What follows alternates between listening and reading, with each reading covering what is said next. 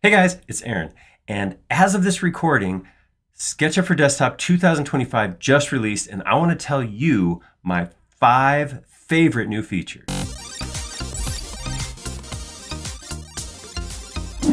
This is actually a tough one this year because it's probably been said elsewhere, but I feel like this is the most feature-packed release that SketchUp has had maybe ever.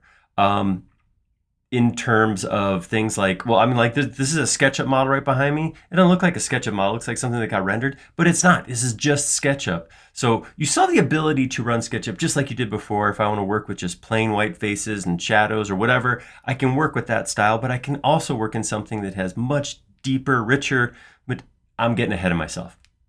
Point is, there was a lot of good stuff in this release, and I had to carve it down to 5 things that I like the most. And it was tough. I left some things out. We have other videos going out. Matt did a video that ran through all the release notes and had everything. But these are my top 5. Let's take a look at what they are right now. All right. Number 1 is not actually a feature, but it is an extension that is available. And that extension is right here.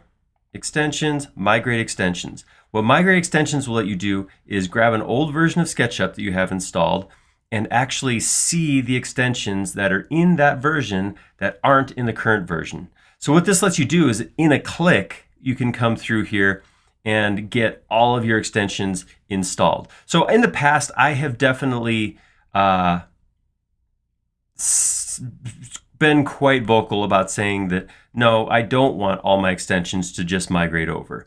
I like the process of going through, okay, which ones, going to Extension Warehouse and see which ones did I use, which ones am I missing, what features do I need, and then kind of bringing them on, because I end up with extension bloat. I end up with too many extensions installed, and being able to pick and choose which ones to bring over is super helpful for me.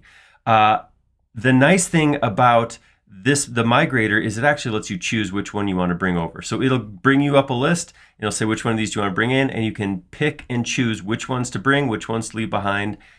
It's amazing, and that's why it is number 5 in my top 5 list. All right, number 4 is kind of a funny one. This is probably something a lot of people will overlook, not notice, or maybe not even care about, but it is some changes to the rotate tool. You guys have seen me use rotate a lot. I like to do things like I use rotate to make copies and to mirror things before the flip command was in there. But I still like it. I use it a lot when I'm modeling, and some things change with this version. So one is I have the handles. So see that by default when I bring this up, I have center handles, so I can center or rotate off the middle. So that's in addition to things like the corner points or midpoints of edges, that kind of thing. And actually, just like I have a modifier key, just like in Move, where I can actually tap and get the different spots to rotate from. So here's the center of the component that I can go off of, corners, edges, middle of edges of sides, then the middle of each edge, and then back to the center. So I have those snaps in there, which is super cool. The other thing that shows up is these little handles right here. These are normally in here. So when you go to Move, right, when you click on Move on something, you automatically get these handles. There's an option to toggle them off on Move. You don't like seeing them there. I've always liked this because something like this, where I don't necessarily want to rotate off a corner, these handles let me move about the center, which was really nice. But it was only in Move. So now in Rotate, I have the ability to pick a point to rotate, and I can choose what direction I want to rotate as well, red, green, blue, or if I want to set an axis to rotate. Or I can just come up here and hover over a handle, and I get that same functionality where I can just go right off of that point and then rotate there. It's a little thing. It's, I guess, a quality of life, less clicking kind of thing. But the fact that they've taken a command that I use so much, I like using rotate so much, and made it so much easier to work with. Man, that's why that's number 4 on my list. Makes that so much easier to move. I get even more out of rotate. For number 3, we're gonna hop over real quick into layout. Layout is something that layout has actually gotten a lot of attention. There's a lot of things in layout that are better. Performance stuff also, hooks up to the new visualization. There's a bunch of things that happen in here in Rotate, but again, I'm a simple guy. But the things that I like so much are the way that the modification tools have changed. So I'm talking about move, rotate, scale. Move, for example, if I come in here, I pick this and then I hit move, I have the ability to use the same modifier keys that I use over in SketchUp. So I can say I want to copy to make a copy of it. Or if I want to stamp, I hit the modifier key twice, and now I'm stamping these things into place. This is the kind of stuff that I just feature parity between the two programs, Layout and SketchUp, is so cool, because Layout is starting to work more and more like SketchUp does. The inferencing and now the modifier tools with the tools with the modifier keys. This kind of stuff is so nice. So rotating in the old one, you would select. I should point out that the old tools are still here. So if I want to scale or rotate using the grips that I'm used to in Layout, I can do that. But if I'm used to SketchUp, I can click on the rotate tool and then I can say rotate it just like I would inference and rotate like I would in SketchUp. Scale works the same way. I have the inferencing tool so I can actually pull off of corners and stuff like that. Just so nice to have what feels like the exact same tools in both programs. So that's why that's number 3 on my list. All right, we got 2 more that I want to take a look at, and they are both very closely connected. So I'm going to back up here and look at something. It's very noticeable if you're a SketchUp user. I actually have a sky dome going on. So the sky dome is that 360-degree sky that's all the way around, which is awesome in and of itself. But the cooler part is that it is actually connected to lighting. So you can see here as I'm rotating this back and forth, see that shimmer, that light that just flickers and plays across the roof of my building?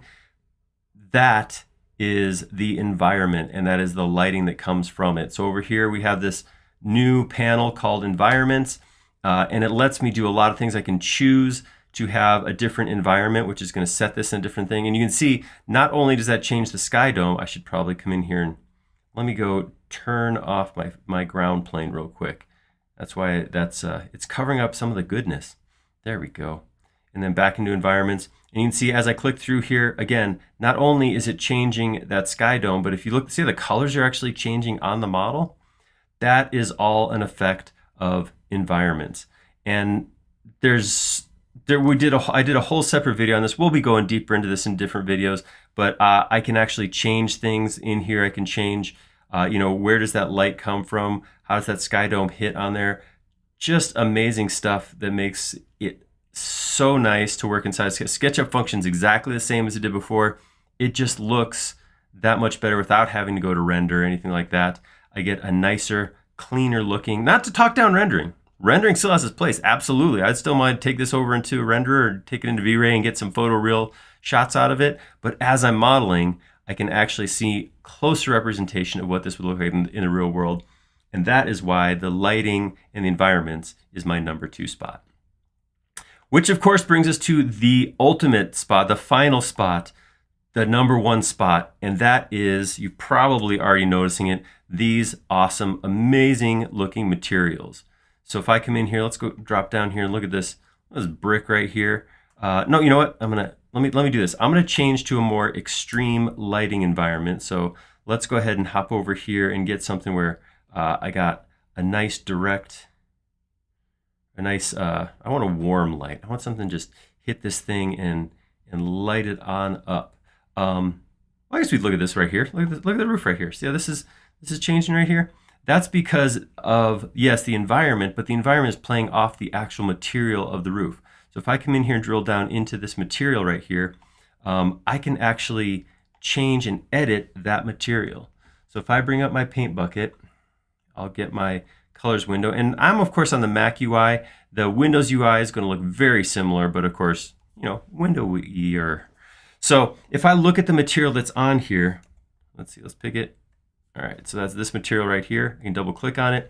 And this material, I can actually change the material, how it works. So I can change the metalness, how reflective is it, if it has a roughness.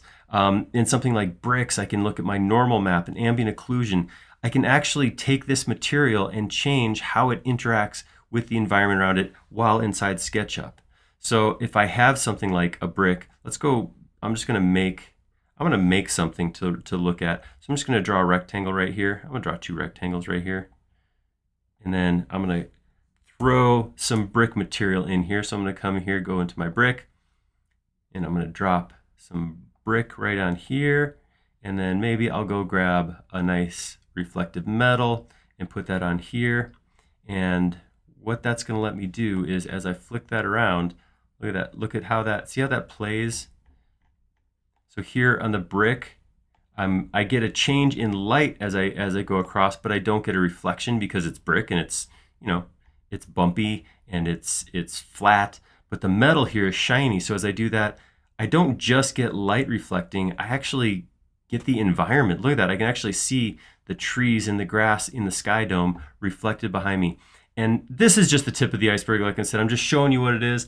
But this right here is why my #1 spot for SketchUp 2025 is these PBR materials, these better than ever materials, and how I can still use, I keep hitting the B button instead of spacebar. That's me. That's not, I can't blame software on that one.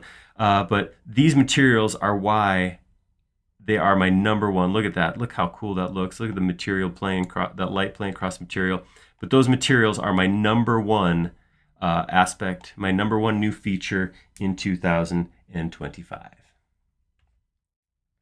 So like I said, it was hard to bring that list down to only 5. There's so many more things that I like about this new version, but those 5 were you know, after consideration. Those are the big ones. Those are the ones that I'm going to be geeking out on. So as we do our weekly live streams here on YouTube, come check that out. You'll see more of this stuff that we're doing right here, more of these features, and of course we'll be putting videos out every week showing. You know, for a little while here, it's going to be focused really on how you can use these new tools to make the best looking SketchUp models you've ever made. If you like that video, click like down below. And if you haven't already, please do subscribe. We create several videos each and every week and you'll be notified of all of them if you subscribe. Most importantly, though, the most important thing, leave us a comment down below. Have you installed 25 yet? Do these features make you consider upgrading or purchasing a license? And if so, if you have, did I miss something? Is there another feature that you think is better than my 5? Because I'd love to hear about that too. If you have an idea of a feature that you think we would make a good video, tell us about that too. We like making these videos a lot. We like them even more when they're showing something you want to see. Thank you.